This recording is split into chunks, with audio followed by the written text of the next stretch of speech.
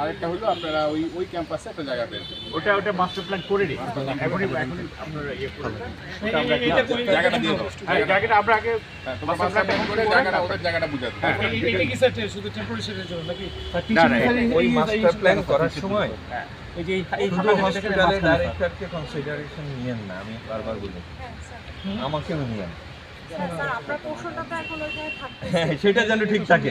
দেখা যাবে হসপিটালের ডাইরেক্টর এমন ভাবে বলে দিচ্ছে এখানে এটা করেন ওটা করেন, যাচ্ছে তো অবস্থা হয়েছে। আমি আজকে ঢুকলাম তো, আমি তো 2004 থেকে 7 পর্যন্ত ছিলাম এখানে, আমার ঢুকে মনটা খারাপ হয়েছে।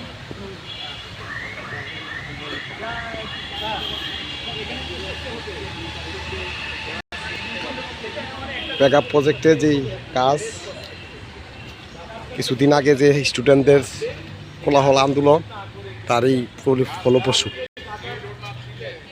অতি তাড়াতাড়ি আমাদের হজরত হলে কাজ শুরু হবে ইনশাল্লাহ।